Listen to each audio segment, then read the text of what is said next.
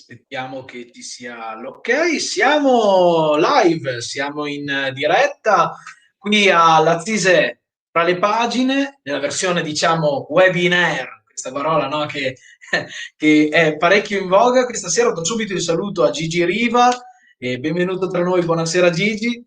Buonasera a te e bentrovati a tutti coloro che ci stanno ascoltando online. E naturalmente ridò il saluto all'assessore Filippo Costa. Buonasera Filippo, ben ritrovato. Grazie ancora per ospitarci metafisicamente, diciamo, nella tua Lazzise. Prima di farlo dal vivo, adesso lo facciamo online, quindi giustamente sei il padrone di casa ed è giusto che sia tu a salutare chi ti sta seguendo in questo momento. Grazie Federico, buonasera Gigi, grazie a tutti quelli che ci stanno ascoltando e vedendo in questo momento. Io vi do ancora il benvenuto, farò la mia solita, diciamo, introduzione di questa rassegna, ma perché ci tengo a lasciare un messaggio che è un messaggio di continuità, di un servizio culturale, come ho già detto con gli autori precedenti, e anche con la presenza di Federico, e lo voglio ripetere questa sera e anche nelle prossime serate. Abbiamo voluto riproporre questa rassegna anche in forma appunto un po' webinar, un po' online, un po' digitale, che ci darà comunque la possibilità di arrivare a più persone sicuramente, e dall'altro lato però mancherà un po' di quel contatto fisico con l'autore, di quel contatto diretto con l'autore, ma che assolutamente riproporremo. Infatti, come ho già anticipato, anche per Gigi varrà lo stesso discorso, quindi ti invitiamo, una volta che tutto questo Covid se ne andrà e si potrà muoversi liberamente, ti rinvitiamo alla Zise, che so avere anche un piccolo legame con Gigi, ma non svelo niente. E niente, io vi lascio, mi rimetto sul divano assolutamente comodo ad ascoltarvi e a guardarvi. Vi porto tutti i saluti dell'amministrazione, del nostro sindaco, e auguro una buona serata a tutti voi. Grazie. Grazie Assessore, arrivederci in presenza allora. Grazie mille Filippo Costa. Ci stava già svelando il coup de théâtre che teniamo però per più tardi. Questa sera abbiamo Gigi Riva, ospite qui all'Assise tra le pagine, la rassegna organizzata dal Comune di Lazzise, da Fondazione AIDA. Questa sera presentiamo, eccolo qui, Non dire addio ai sogni. Ecco, stavo cercando di non avere proprio troppa luce sopra, Non dire addio ai sogni. Gigi Riva, Strade Blu, Mondadori, un libro che parla di calcio. Io Gigi, parto subito proprio con una battuta: con un nome del genere non puoi non scrivere di calcio. L'hai fatto, no? Con l'ultimo rigore di Farouk, e adesso lo fai con Non dire addio ai sogni. Io ti volevo chiedere però adesso, tra il serio e il faceto, qual è stato la scintilla che ti ha portato a dire ok, questa storia adesso mi metto e la racconto? Ma guarda, è una scintilla che parte da lontano, cioè che parte dal libro precedente che ho scritto, che come hai ricordato si chiama L'ultimo rigore di Farouk, che è uscito per Sellerio. Perché io ho sempre fatto l'inviato di politica internazionale, il calcio è sempre stato una passione personale, però ho sempre cercato di scindere la passione personale per il calcio, per lo sport in generale, dalla mia passione professionale, che è stata la politica estera. In particolare mi sono occupato di guerre nei Balcani negli anni 90 e poi dagli anni 2000 fino ai giorni nostri il Medio Oriente. Ma c'è stato un momento in cui la passione professionale e quella personale hanno coinciso, e cioè, ed è successo quando, dopo che avevo scritto un precedente libro nel 1994 che si chiamava J'accuse l'ONU, uscito in Francia e in Italia è uscito col titolo L'ONU è morta a Sarajevo. Durante la presentazione di questo libro in Francia, la prendo lunga ma cercherò di essere breve. No, abbiamo tutto il tempo del mondo. Si è avvicinato un signore per farsi dedicare il libro a Strasburgo e io gli ho chiesto come si chiamasse per scrivere la dedica. Mi chiamo Farouk, io gli dedico il libro e lui mi dice: ma lei mi conosce? Io dico no. Dice: io sono l'uomo che con un calcio di rigore ha distrutto la Jugoslavia. Vaste programma, no? e mi ha raccontato la storia del fatto che lui era il capitano dell'ultima nazionale jugoslava di calcio e che sbagliò il rigore contro l'Argentina di Maradona. Peraltro, se vogliamo ricordare Maradona in questa situazione, poco dopo la sua morte, l'esergo del mio libro è una frase che Maradona mi disse nel 1986, e cioè occupati di politica internazionale perché il calcio è una cosa seria, che sembrava una battuta, ma qua abbiamo visto che il calcio poi invade talmente altri campi dell'umano intraprendere, la politica, la stessa guerra, l'economia, eccetera, che forse Maradona nella sua intelligenza animale aveva visto lungo. Comunque, e da lì mi è venuto in mente che raccontare la fine della Jugoslavia attraverso la fine della sua squadra di calcio poteva essere un modo diverso, però interessante, per raccontare una pagina di storia decente, recente, che è sempre stata poco indagata da noi, anche perché i legami tra lo sport, il calcio e la guerra non riguardavano solo quello che mi diceva Farouk, ma riguardavano per esempio il fatto che gli ultras delle curve erano stati miliziani della polizia etnica, che i leader secessionisti dei Balcani avevano utilizzato in particolare i calciatori come testimonial delle loro campagne elettorali e via dicendo. Ma per farla breve, il libro è uscito in Francia e poi in Italia, io ho un karma con gli editori francesi evidentemente, in Italia ha avuto un discreto successo, in Francia pure, e una rivista che si chiama Foot Solidaire, una rivista che si chiama Poésie, mi aveva chiesto se potevo scrivere un racconto sul calcio africano. Ora, io non sapevo nulla di calcio africano, però Poesie è una delle riviste più prestigiose d'Europa, non volevo perdermi l'occasione, ho cominciato a interessarmene. Quindi in qualche modo all'inizio è stata un lavoro su commissione. Ho incontrato questi dell'associazione Foot Solidaire, che è un'associazione che si occupa di bambini, di ragazzi, di adolescenti che vengono truffati da finti procuratori e poi abbandonati per le strade d'Europa, e loro ne hanno censiti 15.000 all'anno dall'inizio degli anni 2000 ai giorni nostri, quindi un fenomeno minimo se voi pensate all'enormità del fenomeno delle migrazioni, ma comunque molto, molto, molto corposo. E leggendo queste storie mi sono appassionato alla questione, sono stato in Africa un paio di volte per ambientare il libro, come si suol dire, ed è nata questa storia che è di finzione. Il mio personaggio, che si chiama Amadou, non esiste, ma Amadou è la somma di tante storie simili. Quindi io ho fatto un romanzo che è di finzione ma che racconta storie vere. Amadou viene truffato dai finti procuratori, viene abbandonato per le strade di Francia, attraversa un piccolo inferno, ricapitolo brevemente, la banlieue, lo spaccio di droga, lo Stato islamico che lo vuole arruolare, lui assiste all'islamizzazione delle banlieue, finisce alla stazione Termini di Roma, dove vive nei sotterranei, che è un'altra realtà purtroppo, ahimè, un'altra piaga che riguarda, ahimè, il nostro paese. Poi c'è un epilogo a Genova che allargherà il cuore a una piccola speranza dopo che questo adolescente, perché questo è anche un romanzo di formazione adolescenziale, ha trascorso davvero il suo inferno. Volevo aggiungere che accanto a lui ci sono diversi personaggi. Io sono affezionato soprattutto a 3 donne che sono importanti dal mio punto di vista del romanzo, cioè la madre, la sorella e la ragazzina romana di banlieue, di periferia, sì, con cui Amadou conoscerà il sesso e anche l'amore. Hai risposto praticamente a tutte le domande che ti volevo fare, quindi a questo punto parliamo. No, vabbè, sto scherzando, naturalmente, sto scherzando. No, però in realtà hai toccato molti temi che toccheremo, no, nell'incontro di questa sera. Quindi... Per una breve ricapitolazione iniziale, via. È giusto. Adesso dal generale arriviamo al particolare. Anche perché tanto questa sera è serata di Champions, ma né tu né io saremo coinvolti perché le nostre squadre hanno giocato ieri sera. Ovviamente lo diciamo, Gigi tifa Atalanta, io invece ho sofferto tantissimo ieri sera fino al 90° col Borussia Mönchengladbach, ma parliamo di altro.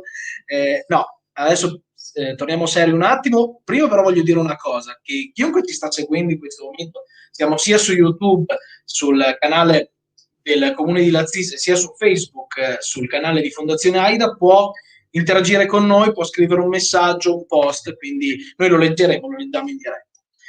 E torniamo a noi. Falsi procuratori. Questa è una cosa che in realtà mi ha colpito molto, non conoscevo questa realtà.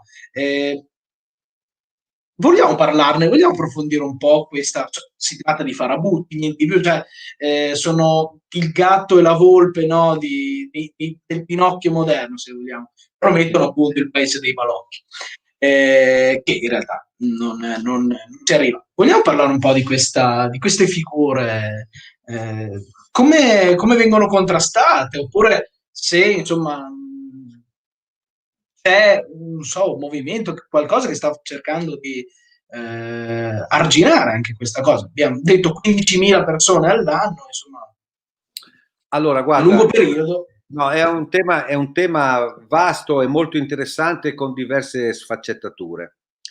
I finti procuratori sono proliferati in questi ultimi 2 decenni, grazie soprattutto a una cosa, alla grande fame di Europa che hanno i ragazzi africani. Vi do solo un dato. Nel momento in cui, storia vera, l'ex responsabile del settore giovanile del Barcellona, che si chiama Josep Colomer, con i soldi del Qatar, che è il luogo dove si svolgeranno i prossimi mondiali di calcio nel 2022, tanti soldi del Qatar, centinaia di milioni di euro del Qatar, ha avviato uno screening di massa in Africa per cercare il nuovo Messi, questo era l'intento, ha visionato assieme ai suoi collaboratori 600.000 ragazzi africani all'anno, cioè totale fa 6 milioni in 10 anni, che volevano venire in Europa a giocare al calcio. Ma volevano venire in Europa a giocare al calcio per un motivo molto semplice, perché alcuni calciatori africani sono diventati popolari, famosi e ricchi in Europa. Noi per l'Europa rimaniamo una sorta di Eldorado, un sogno di felicità, che riguarda soprattutto per i ragazzi diventare calciatori, per le ragazze diventare stiliste. La sorella di Amadou, che si chiama Isha, nella fiction del romanzo, visto che in Senegal, visto che il mio Amadou è senegalese, esiste una TV che si chiama Fashion TV, che trasmette sfilate di moda 24 ore su 24, le ragazze africane sognano di venire in Europa per fare le stiliste. Ecco, tutto questo per dire che in questa enorme massa di persone che vogliono, che hanno il sogno di sfondare col calcio, di fare ricca la famiglia con il calcio, eccetera, eccetera, esistono, perché va detto, delle scuole calcio in alcuni paesi africani che sono molto serie, hanno legami davvero con i team europei per portare i più promettenti di questi ragazzi a giocare al calcio. Ma è evidente che la massa di persone che sono invaghite del sogno dell'Europa è tale che molti hanno pensato, io tra l'altro i 2 finti procuratori, uno è senegalese e l'altro è francese nella mia finzione, no? Perché anche nella realtà è così. Di solito i truffatori europei cercano un corrispondente nel luogo perché sanno che andando soprattutto fuori dalle grandi città, nei villaggi, nei paesi, esiste una mancanza di strumenti anche culturali per capire che si tratta di una truffa, si presentano alle famiglie, dicono di avere la possibilità di coronare il sogno di questi ragazzi e delle famiglie stesse, si fanno pagare delle quote che per noi sono irrisorie ma che per l'Africa sono importanti, si va grosso modo dai 4 ai 6 mila euro, ma ci sono finti procuratori che sono partiti con un carico di 140-150 calciatori per venire da noi. E quindi il sogno agevola la truffa, fino a delle conseguenze che sono davvero straordinarie.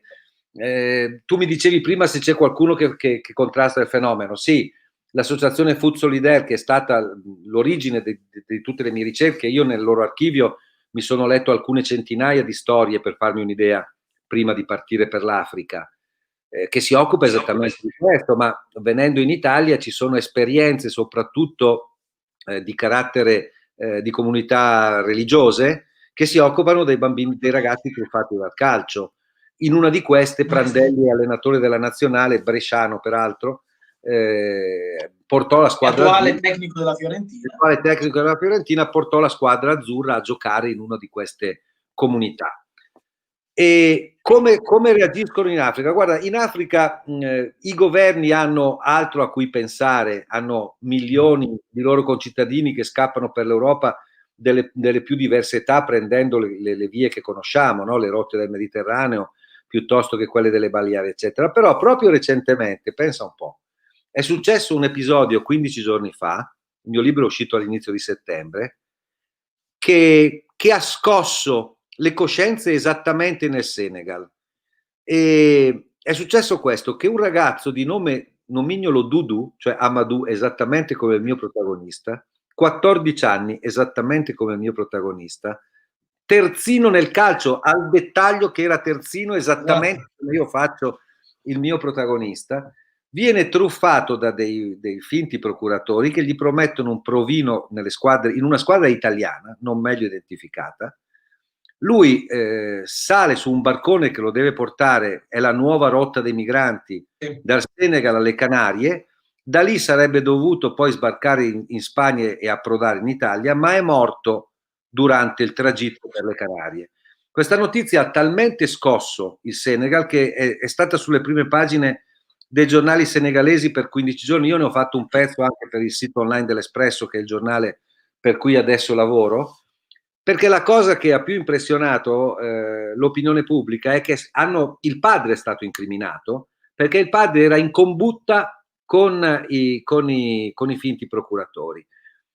Questo ragazzo giocava in una scuola calcio di un giocatore che un tempo era famoso anche in Italia, si chiama Vieira, quindi una scuola seria, ma il padre aveva fretta di farlo guadagnare, aveva fretta di dargli una chance, si è fidato e si è accordato con questi procuratori e lo ha mandato, ahimè, a morire. In Senegal oggi sta nascendo una coscienza che queste cose non devono succedere, ma è la presa di, forse la prima volta, è successo 15 giorni fa, con una storia analoga a quella che io ho raccontato in forma di fiction, però più drammatica, perché almeno il mio Amadou muore. Questo episodio, che è arrivato alla conoscenza dell'opinione pubblica, vuoi per l'età del ragazzo, vuoi perché il padre è finito in carcere, vuoi per tutta questa serie di motivi, sta cominciando a scuotere le coscienze anche dove c'è l'origine del fenomeno. E questa non sapevo, quest'ultima cosa è angosciante, soprattutto quello che hai detto della figura del padre. Però mi riallaccio un po' al tuo libro, perché anche nel tuo libro il padre non è proprio un personaggio che si ama. Ti devo dire la verità, più da lettore che da moderatore di questo incontro, è stato forse uno dei personaggi che ho più disprezzato, perché l'ho visto una persona molto legata ai propri interessi rispetto ad esempio all'amore che dovrebbe essere naturale in confronti di un figlio. Sì, parliamone un po' di questo del padre che addirittura vende la figlia per poter finanziare il viaggio del figlio, e poi in realtà alla fine è forse quello che tra virgolette la prende meno peggio, perché comunque lui ha la sua aziendina. Cioè, una figura controversa, no? Veramente. Sì, ma guarda, cioè, naturalmente non mi piaceva che i personaggi risultassero, e mi si perdoni il gioco di parole, in bianco e nero, cioè i bianchi cattivi e i neri buoni o viceversa, no? Sì. Come in tutte le vicende esistono bianchi buoni e bianchi cattivi e neri buoni e neri cattivi, quindi il bianco cattivo naturalmente il bianco cattivo naturalmente è il falso procuratore, è evidente. La nera buona è la sorella che per amore del fratello accetta poi alla fine, anche se in qualche modo costretta dalla famiglia, a sposare questo vecchio possidente che permetta il sogno di Amadou. E il padre è quel personaggio che sta a cavallo, anche perché ho letto molte delle storie in cui la figura del padre raccontata dai ragazzi che hanno depositato le loro storie in questo archivio veniva fuori in chiaroscuro, cioè come se la madre avesse un legame ombelicale con il figlio che vive come una tragedia la partenza per l'Europa, mentre i padri, o meglio alcuni padri africani, tra cui quello che io ho scelto di narrare, sono più possibilisti, perché pensano che quel figlio che parte per l'Europa sarà in grado di segnare il riscatto della famiglia. È la solita questione del riscatto attraverso la figura del figlio. Anche in Italia, quante persone vediamo noi che magari hanno fallito una carriera sportiva e poi vanno allo stadio, nelle squadre giovanili, a sperare che il figlio diventi un campione per i più svariati motivi. Nel caso di Bucharì, il padre di Amadou, lui è contento che vada in Europa, è contento che faccia questa esperienza, è contento proprio per il ritorno economico che potrà avere dopo una vita che per lui è stata di sofferenze, e anche perché questa cosa gli permette di soprattutto di aprire un'azienda edile con i soldi del suocero, a cui ha mandato in sposa la figlia maggiore, che maggiore ma comunque 16 anni nel film, no? E quindi il personaggio di Bucharì capisco che possa risultare sgradevole, ma corrisponde spesso e volentieri a una realtà per cui un figlio che parte è uno sgravio, da una parte, quando la famiglia è povera e non può mantenerlo, e dall'altra parte è, nel caso si pensi davvero che possa sfondare col calcio, il tentativo attraverso di lui di arrivare alla ricchezza. Intanto abbiamo una domanda da Mariangela Diana. Buonasera, quanto è stato essenziale come scrittore per lei, quindi per te Gigi, essere stato nei luoghi, negli ambienti delle sue narrazioni? Diamo spazio giusto anche all'interazione. Allora, io la combinerei con la domanda successiva di Lara Trivellin, perché sono abbastanza simili. Quanto di romanzato c'è nel suo libro, mi chiede Lara. Ma allora, il precedente libro, L'ultimo rigore di Farooq, era quello che si chiama letteratura del vero, no? Tutti i fatti veri raccontati in forma di romanzo. In questo caso la quota di romanzo è, allora, l'ambientazione e lo sfondo storico sono tutti veri, perché nello sfondo storico di questo romanzo ci sono lo Stato islamico, lo Stato islamico occupa le banlieue, c'è il degrado della stazione Termini di Roma, ci sono alcuni dei mali della nostra contemporaneità che io volevo fare attraversare al mio personaggio. Quindi il background storico del romanzo, che ha un arco narrativo che va dal 2014 al 2016, è tutto vero. L'ho ambientato in Francia perché da inviato ho seguito i problemi delle banlieue, perché ero là quando c'è stato Charlie Hebdo, ero là quando c'è stato il Bataclan, e anche se Amadou li vede da lontano, li vede dal suo osservatorio, lui è in banlieue nel sud della Francia nel momento in cui la Francia sta impazzendo per gli attentati terroristici. Quindi lo sfondo è tutto vero. I personaggi sono frutto di invenzione, ma si basano naturalmente su un fenomeno reale. Ho detto all'inizio, forse Mariangela aveva sentito, anche Lara avevano sentito l'inizio di questa conversazione, in cui raccontavo come in realtà andare in Africa, in Senegal e in Marocco, sono stato per cercare di studiare il fenomeno, è stato un tentativo di ambientare. Io vengo dal giornalismo, sono soprattutto un giornalista che adesso scrive romanzi, e quindi vedere e incarnare la realtà, incarnare in una storia di finzione delle realtà che sono già incarnate di loro, è l'operazione che ho fatto anche in questo libro. In fondo Amadou per me è il paradigma di molti di questi ragazzi che partono. Esiste nelle storie che ho raccolto negli archivi di Food Solidaire un ragazzo che parte perché la sorella è stata mandata in sposa a un ricco possidente, ma in realtà lui non si chiama Amadou, non è del Senegal, eccetera, eccetera. Ho mutuato dalla realtà tutto quello che mi serviva per costruire un romanzo di finzione che però purtroppo, a causa anche dell'episodio che vi ho narrato prima, a sua volta si è incarnato in una storia reale, fino al dettaglio di un ragazzo migrante per il calcio che è morto, con lo stesso nome e con lo stesso ruolo nel calcio. Quindi è un romanzo su un fenomeno reale, con personaggi che possono essere reali, ma che in realtà io li ho raccontati sotto forma di finzione. Prima facciamo il paragone, no, con Pinocchio, il gatto e la volpe. Allora entriamo invece nella pancia della balena, che è Sì, la Francia, no? sì, La clandestinità, lo spaccio di droga, gli attentati, appunto i tentacoli, no, dello Stato islamico. Eh, Però c'è come nell'immagine dello yin e lo yang, bianco e nero, appunto, diciamo, le sfumature, c'è anche la figura di Salomon. sì. Quindi io ti chiederei, Gigi, di parlare un po' di questa Francia, di questo antro oscuro in cui si trova un ragazzino poi di 14 anni e della figura, forse la più bella, secondo me, concedimi, del libro, che è quella di Salomon. Quindi, Sì, così, anch'io sono affezionato a Salomon, Federico, anche se naturalmente la figura più bella per me rimane Amadou, ma insomma questo senza dubbio. a Salomon, dopo che l'ho inventato, mi sono molto affezionato anch'io. Quando si scrive un romanzo, anche se si inventa un personaggio, poi dormi con lui, parli con lui, lo devi cercare di far vivere in te stesso prima che di farlo vivere nelle pagine. Allora, il mio intento è stato quello di usare questa storia per raccontare alcuni mali della contemporaneità.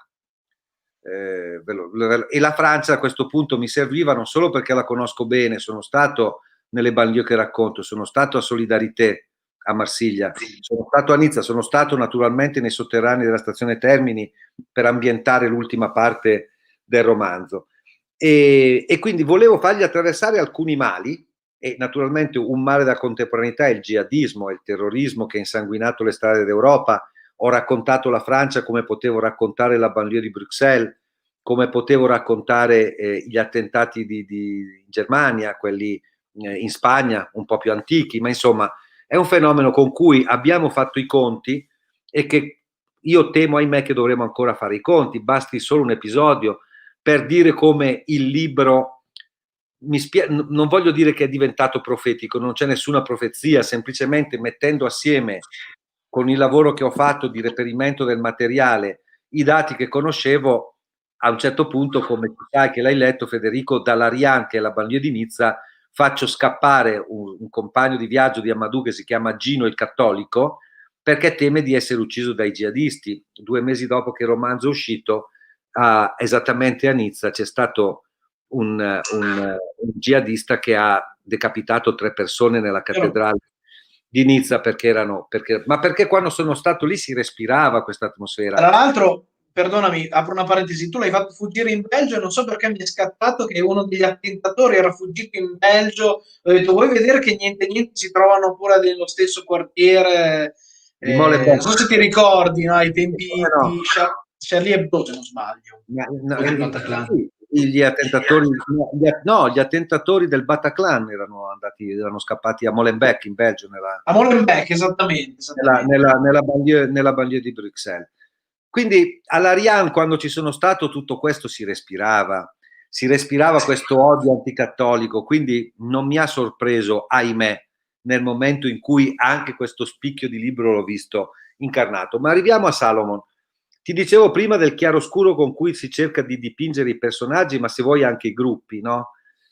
E Amadou incontra dei personaggi immigrati che sono dediti al traffico di droga, incontra dei personaggi negativi sul suo cammino, anche se sono quelli che poi gli danno una mano a cercare di sopravvivere. Gli faccio incontrare a un certo punto un personaggio buono, che è Salomon. Salomon è un senegalese come lui, però un immigrato di prima generazione, perché questo è successo in Francia. È successo che gli immigrati di prima generazione, esattamente come è successo in Italia, quando sono arrivati in Francia col sogno di migliorare la propria condizione economica, perché la stragrande maggioranza delle persone che emigrano poi lo fanno esattamente per quello, e che aveva la voglia di condividere i valori nostri, cioè Salomon è diventato francese.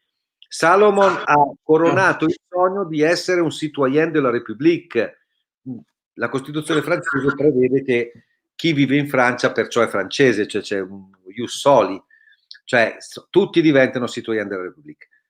E perché gli faccio incontrare Salomon? Perché Salomon per me è il pendant invece con i personaggi della seconda, se vuoi addirittura della terza generazione di migranti, che invece si sentono espulsi dalla Repubblica, perché dalla crisi economica in poi la Francia ha derogato al suo principio, a uno dei suoi principi fondativi che deriva dalla legge sull'immigrazione del 1905, e quindi ha negato ai ragazzi la possibilità di avere le stesse chance dei ragazzi francesi. E da lì la loro ribellione e l'adesione a una causa folle, omicida, sanguinaria, come quella del jihadismo.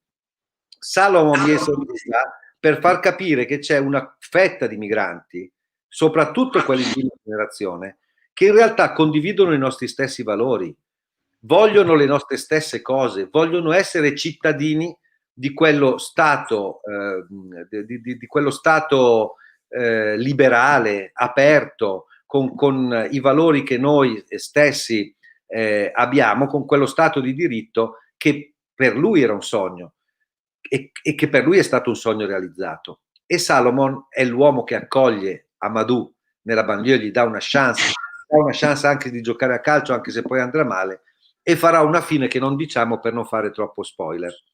No, esatto, però chi leggerà, o chi lo ha già letto, comprenderà sicuramente, ma chi leggerà il tuo libro, tra l'altro siamo quasi sotto periodo di Natale, quindi è anche un buon consiglio per gli acquisti. Abbiamo fatto anche un marchettino in questa... Sì. Al di là di quello, però apprezzerà sicuramente moltissimo la figura di Salomon. Io la scena che ho amato di più è stata quella della Marsigliese. Chiudo qui perché sennò spoileriamo. Tu prima però parlavi di un provino che Salomon fa fare ad Amadou al Nizza, quindi insomma obiettivamente in quel momento dici ok, tu lettore dici in questo momento il sogno si realizza, invece no, perché c'è un altro, tiri fuori altri due aspetti molto interessanti, che sono uno il razzismo, senza dubbio, e l'altro anche quello dei genitori, no, che proiettano nei loro figli le speranze calcistiche o sportive in questo caso, e se il figlio va male devono diventare ultra, quindi no, ne abbiamo viste di ogni. Ecco, vorrei insomma parlare un attimo di questi due aspetti, razzismo e questi genitori ultra che sono una parte odiosa, no, del calcio e obiettivamente della crescita dei ragazzi. Guarda, voglio citare un autore che sta vicino alle vostre parti, che secondo me è uno dei grandi autori italiani, che si chiama Aldo Busi, no? Uh-huh. il quale sostiene che non si fa altro che scrivere di se stessi, anche quando sembra che si scriva di qualunque cosa. Io ho due figli in età, una in età adolescenziale e l'altro in età post-adolescenziale, fanno un altro sport che è la pallacanestro, ma dove ci sono gli stessi meccanismi.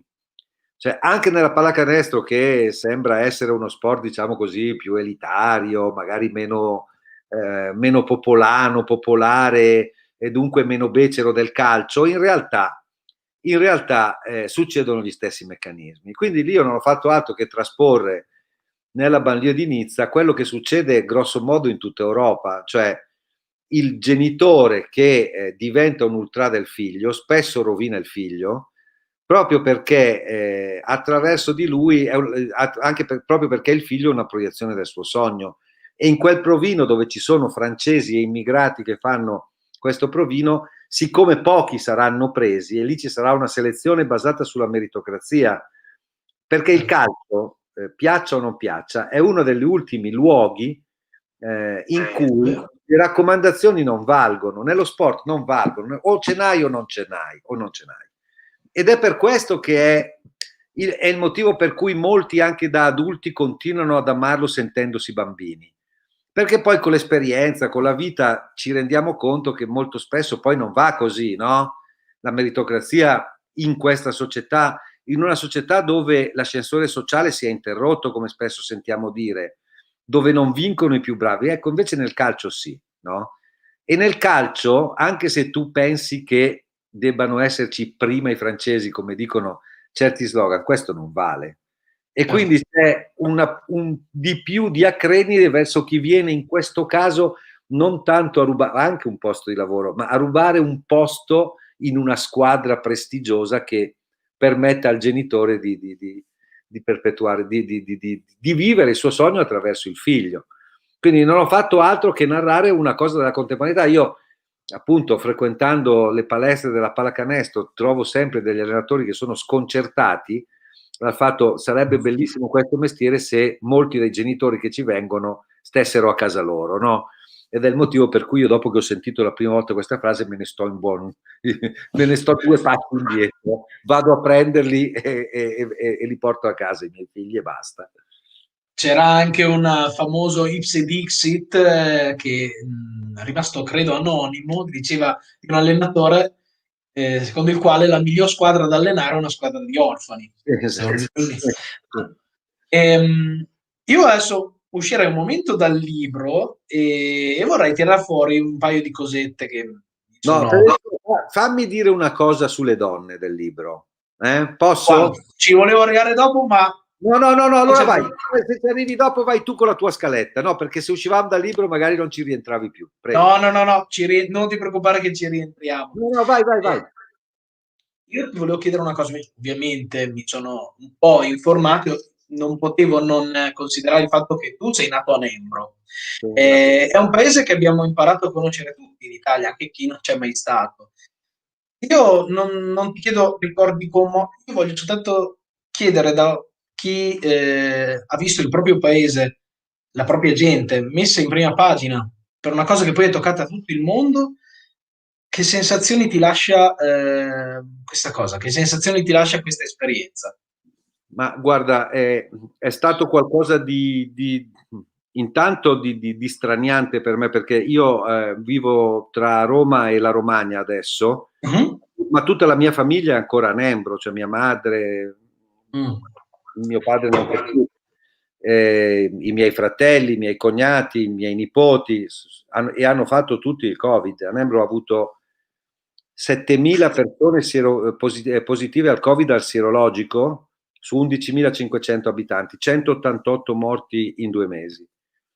E tra l'altro la cosa è curiosa perché posso dire, senza tema di essere smentito, che Nembro sulle prime pagine dei giornali ce l'ho messo io. Nel senso che dopo pochi giorni, quando io continuavo a vedere i dati che dicevano che a Nembro c'erano 15 casi, 10 casi, 12 casi, e quando invece parlavo con i miei amici, io durante il lockdown precedente sono stato, nel quale peraltro ho scritto la seconda stesura di Non dire addio ai sogni, stavo 4-5 ore al telefono col mio paese e solo contandoli così empiricamente ne contavo 60, 70, 80. Finché ho chiamato il mio giornale, che è l'Espresso, ho detto guardate che al mio paese sta succedendo qualcosa che non è comprensibile, tanto che già l'8 marzo uscì un pezzo sull'Espresso il cui titolo era Lo strano caso di Nembro, no?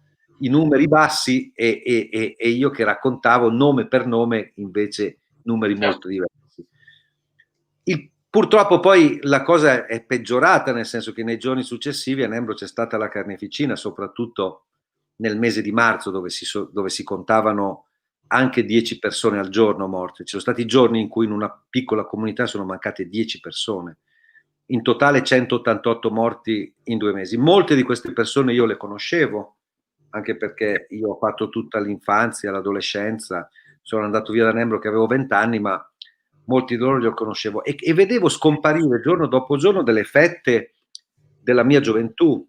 Il primo bibliotecario, quello che mi ha fatto avere amore per i libri, il mio primo bibliotecario, che è poi quello che ha fondato la Biblioteca Nembro, il vigile urbano, l'impiegata dell'anagrafe, il responsabile del Cineforum, il presidente degli Alpini, il presidente della casa di riposo, tutte persone che io conoscevo.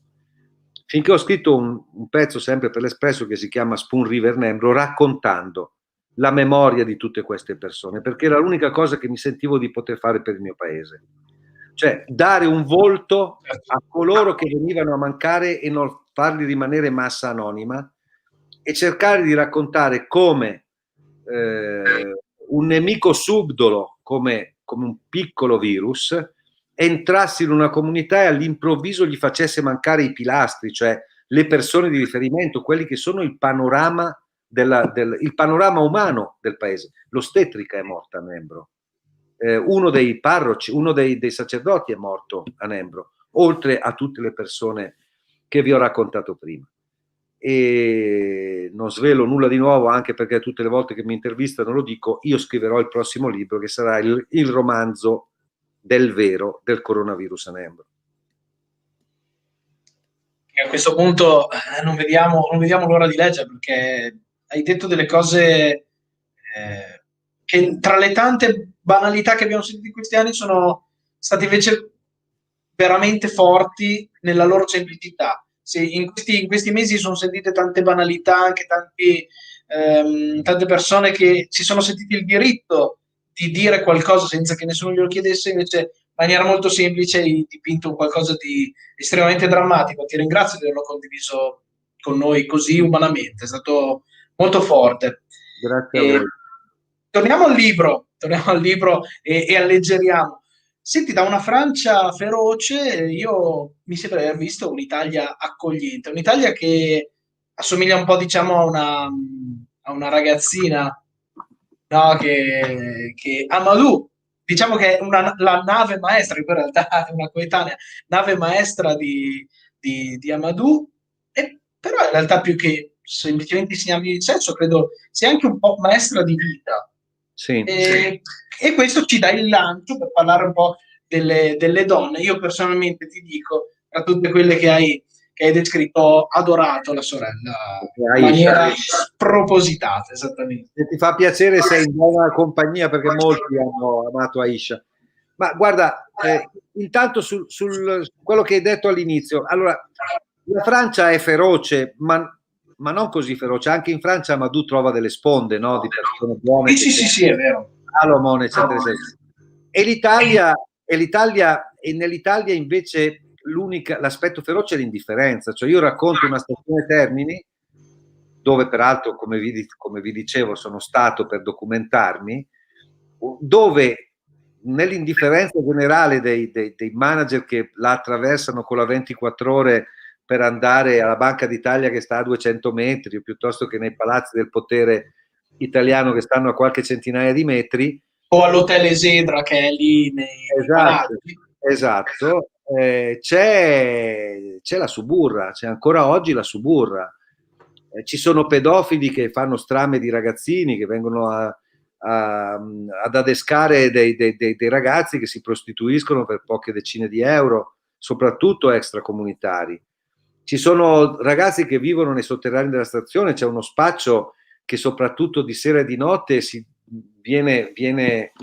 articola in diversi luoghi attorno alla stazione, a seconda delle tribù d'origine che spacciano questa o quella sostanza stupefacente. Ecco, in tutto questo c'è il personaggio di Katia.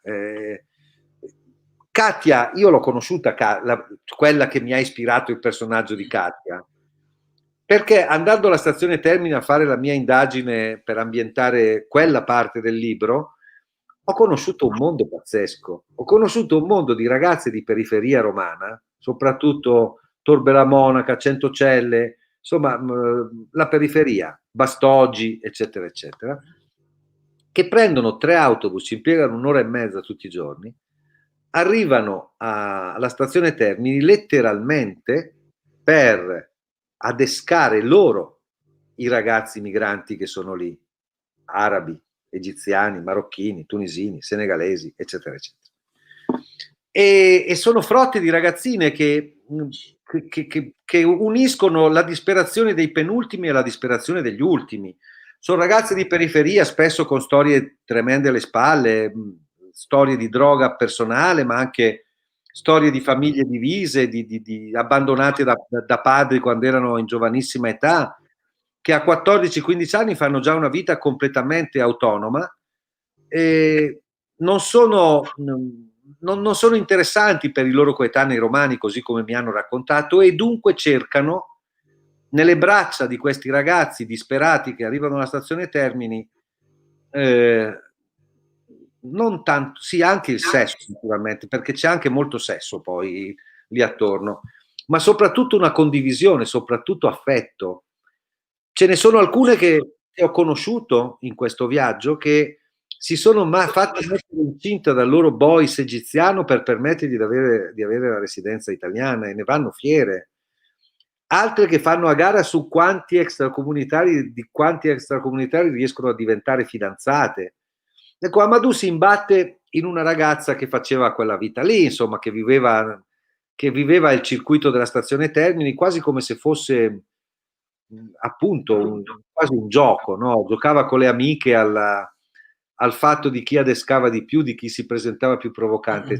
Tra loro due scoppia una scintilla che naturalmente il mio protagonista ha dai 14 ai 16 anni, e nel viaggio iniziatico di un ragazzo dai 14 ai 16 anni evidentemente ci sta anche la scoperta del sesso e dell'amore. E quindi Katia in qualche modo è la rappresentazione di un altro dei problemi italiani in questo caso, cioè che anche noi abbiamo le nostre banlieue, anche noi abbiamo le nostre periferie che sono finite fuori dal controllo statale, fuori dal controllo dove esiste l'uso legittimo della forza, e sono completamente nella deregulation più totale, dove succede qualunque cosa. E segnalare che esiste una banlieue francese e una banlieue italiana era segnalare anche che l'Europa, forse tutta, perché le stesse cose sono successe in Belgio, dove il jihadismo ha messo le radici in luoghi dove lo Stato non arriva più. Alla stazione Termini lo Stato non arriva più, passa ogni tanto una pattuglia, sanno tutti cosa succede là dentro, ma questo fenomeno non è mai stato sradicato. E fino a quando noi lasceremo, noi in Europa dico, in Italia come in Francia, come in Belgio, come a Londra, anche se adesso non è più Unione Europea, ma insomma per accomunarla in questo destino, se noi non risolveremo il problema di fette del nostro territorio fuori da ogni tipo di controllo, dovremo aspettarci che certi fenomeni di degenerazione anche terroristica possano comunque prendere piede, proprio perché è lì dove lo Stato non arriva che si può radicare la possibilità del consenso e la possibilità di nascondersi tra coloro che ti possono garantire l'omertà. Katia in tutto questo per Amadou è il fiore in mezzo al letame, è la donna che gli dà una fiducia in se stesso, che lo accoglie a casa sua, che lo guida, è la sua Virgilio in questa Roma in cui tutte e due sentono di avere finalmente catturato qualcosa di importante, che all'inizio non capiscono evidentemente, all'inizio appunto è il sesso, è il riconoscimento, se vuoi, quasi animale, ma poi c'è qualcosa di più che nasce e che diventa importante per entrambi. E anche se tu dicevi di Aisha è anche il personaggio che io amo, sì. Aisha è la sorella che si sacrifica all'inizio per lui, che però non smette anche lei di coltivare il suo sogno, e che è quella che a un certo punto cerca la rottura. Cioè è molto più facile cercare la rottura di un legame tribale per un maschio, soprattutto in Africa, che per una donna.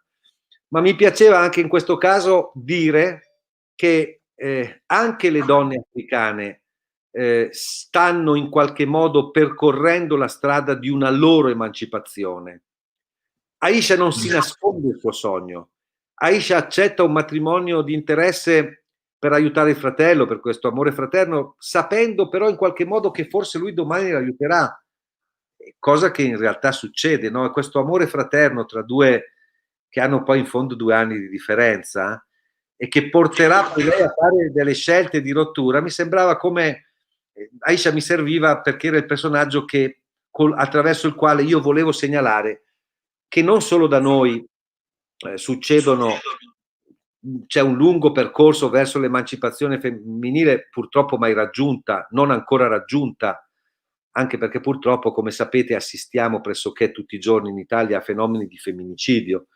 Noi ci indigniamo come quando, per esempio, a Brescia, visto che siamo vicini a Brescia, si chiamava Ina, la ragazza che poi è stata uccisa dal padre pakistano, no? Ah sì, sì, è vero, è vero. Immaginando che questa fosse una forma di tribalità che non ci apparteneva, e poi scopriamo che la stragrande maggioranza dei femminicidi avviene in famiglia, avviene tra le persone care, attraverso quel tra molte virgolette malinteso senso dell'amore. Ecco, Aisha è uno che in un mondo che è qualche passo ancora più indietro da noi rispetto a questo tipo di emancipazione, si ribella anche lei e perciò l'ho tenuta per cara. Io invito chi ci sta seguendo, visto che siamo quasi in chiusura, se ci sono delle domande scrivete sulla pagina Facebook, noi le vediamo, le leggiamo. Io invece, devo dire la verità, Gigi, mentre leggevo il libro dicevo, però non gliene fa andare bene mezzo sto ragazzetto qua. Una cosina bella, però mi sono anche reso conto che il lieto fine era un po' difficile. Però è anche vero che non è un libro che finisce male, cioè, vabbè, non diciamo il finale, c'è Genova e tutto quello che ne consegue, però poi c'è quella partita finale, io vorrei proprio parlare di questa partita finale, in un campetto della parte più bassa del calcio dilettantistico, a terza categoria, sotto c'è soltanto il campetto dell'oratorio probabilmente, con tutto il rispetto.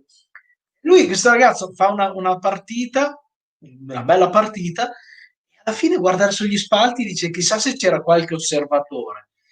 Chi conosce il calcio sa che in terza categoria è praticamente impossibile che ci sia un osservatore, deve esserci proprio un fenomeno, però c'è questo, e questo è il potere del sogno, questo è il lieto fine che forse cercavo e che alla fine credo di aver trovato. Ma guarda, allora io gli faccio attraversare non un inferno ma diversi inferni, però in ognuno di questi inferni lui trova un compagno che gli tende la mano. E anche in questo caso io ho analizzato i fenomeni delle varie comunità, diciamo così, di extracomunitari che arrivano da noi, ed esiste questa solidarietà tra ultimi, cioè l'ultimo che arriva del tuo paese, e tu che ti sei già in qualche modo strutturato, c'hai una casa, c'hai magari un lavoro, eccetera, non lo abbandoni.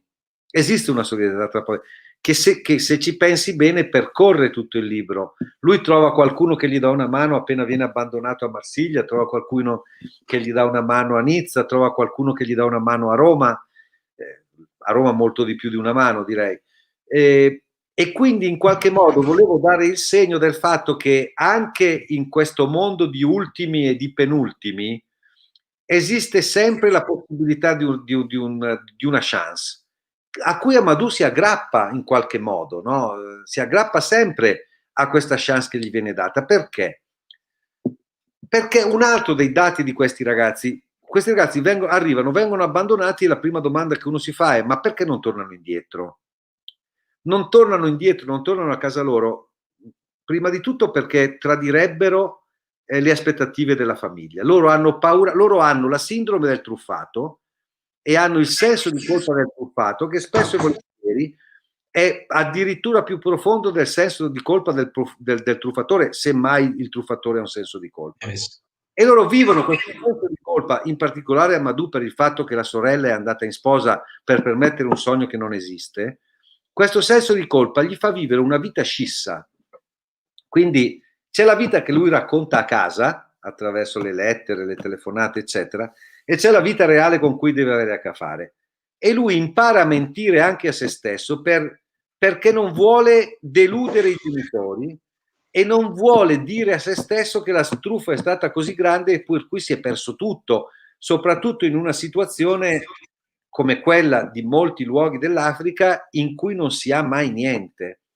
E però tutte le volte che lui vede qualcuno gli tende una mano, e se non è una mano anche solo un dito, lui se ne aggrappa perché ne ha passate talmente tante. La resilienza di gente che cresce in situazioni come quella in cui è cresciuto Amadou è straordinariamente più alta della nostra, e non è un caso che i finti procuratori, questi truffatori, quando cercano di convincere a farsi pagare per portarli in Europa, fanno agio soprattutto su un dato di fatto che in effetti è abbastanza incontestabile, cioè dicono: vostro figlio ce la farà perché gli africani sono abituati alle privazioni, hanno voglia di farcela, sono più resistenti alla fatica, hanno più fame di arrivare rispetto ai loro coetanei europei. E questo è sostanzialmente vero, no? E a patto che ci fosse una chance che in realtà poi non c'è. Ma questa credenza è talmente diffusa in tutta l'Africa, per cui si dice: ma noi arriviamo là e siccome abbiamo più resistenza alla fatica, siamo abituati alle privazioni, eccetera, eccetera, figurati cosa possiamo fare in quel mondo, no? E quando poi in effetti sì, bisogna averla la chance per poter fare qualcosa in questo mondo, bisogna davvero che ci sia una squadra che ti sta aspettando per poterti fare il provino, cosa che in realtà invece spesso non c'è.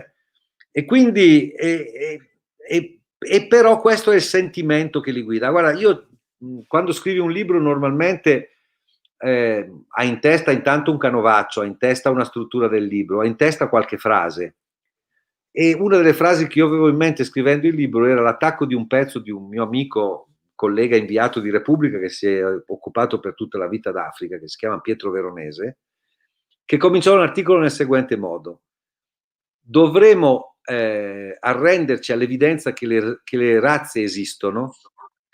Io in realtà penso che siamo tutte, che non esistono le razze, esiste solo la razza umana, come diceva Einstein, ma questa frase è una provocazione. Dovremo arrenderci all'idea che le razze esistono e che ne esiste una superiore alle altre, ed è la razza africana, proprio perché la razza africana sopravvive in condizioni che noi non ci sogniamo nemmeno. Io direi che ci stiamo veramente per salutare, e prima di raccontare il colpo di teatro, lo teniamo proprio per la fine, è una cosa molto simpatica che ti lega alla città che ci ospita virtualmente e speriamo molto presto anche fisicamente. Volevo chiedere qual è stato il commento quello che ti è rimasto maggiormente, quello, non dico il più bello, però quello che ti ha colpito maggiormente rispetto a questo tuo libro. Ma guarda, forse quello che mi ha colpito maggiormente è una recensione che è uscita sull'Huffington Post, fatta da una giornalista di cui non ricordo il nome, ma insomma si trova facilmente in internet, e che ha detto una cosa che non avevo pensato, che peraltro tu hai evocato poco fa, e cioè che è un libro che sta tra Ulisse e Pinocchio, tra il viaggio di Ulisse e il viaggio di Pinocchio con il gatto e la volpe, e pensare che non avevo in testa né uno né l'altro, e che però riflettendoci ha qualcosa dell'uno e qualcosa dell'altro, anche perché, come sai benissimo Federico, esiste l'intento dell'autore e esiste l'intento del lettore. Tu una volta che hai scritto un libro, il libro non è più tuo, il libro è di chi lo legge, di chi lo interpreta in un certo modo e di chi ne trae le sue conclusioni. E questa idea che il libro stia tra Ulisse e Pinocchio non mi dispiace. È veramente bello. Salutandoci, adesso lo vogliamo dire, perché Gigi Riva è legato alla CISE sul Garda, cioè ti riporta a uno dei momenti più belli, no, della tua vita, della tua adolescenza. Allora te lo lascio raccontare per salutarci e ringraziandoti di essere stato con noi. Beh, come ti dicevo prima che si aprisse il collegamento, io quando la Mondadori mi ha detto che c'era l'opportunità di fare questa presentazione con voi, mi sono ricordato immediatamente che la CISE è stata la mia prima vacanza da solo. Io sono bergamasco di Nembro, come tu hai ricordato, e quando avevamo 15 anni con dei compagni di classe del liceo siamo venuti in tenda alla CISE a fare la prima vacanza, e la prima vacanza da solo con gli amici è come il primo amore, non si scorda mai. Non si scorda mai, non si scorda mai, è vero. Confermo pienamente. Allora, salutando chi è stato in nostra compagnia virtualmente, salutando ovviamente Gigi, ringrazio il Comune di Lazzise, Fondazione AIDA per aver creato tutto questo. Lazzise fra le pagine non si ferma questa sera, perché domani sera ci sarà Davide Giacalone con Addio Mascherine. Io però vi ricordo ancora il libro che abbiamo presentato questa sera, ecco, lo mettiamo magari un po' in controluce, no, dove sto andando? Ecco, forse così. Gigi Riva, Non dire addio ai sogni, Mondadori. Gigi, è stato veramente bello essere in tua compagnia, chiacchierare con te, ti ringrazio di aver passato il tempo in nostra compagnia. Grazie a te, grazie a tutti coloro che ci hanno ascoltato, e siccome ci stiamo avvicinando a un momento che non sarà come quello degli altri anni, ma che comunque rappresenta il momento in cui si fa un punto sull'anno. Quest'anno è stato particolarmente sfortunato, non vorrei tornare sul fatto che gli anni bisesti sono di solito di sfortune, e però nel fare il bilancio di quest'anno l'augurio che posso fare a tutti è di trovare anche qualche motivo positivo di quest'anno, se non altro magari delle amicizie che si sono rinsaldate, persone che si sono riconosciute come più vicine proprio in questi momenti di difficoltà, e proiettarci in un 2021 che auguro a tutti quelli che ci stanno ascoltando che porti tutto ciò che desiderano. Anche a te, Federico, naturalmente. Buonasera a tutti. Ricambio con affetto. A presto. Ciao a tutti. Ciao a tutti.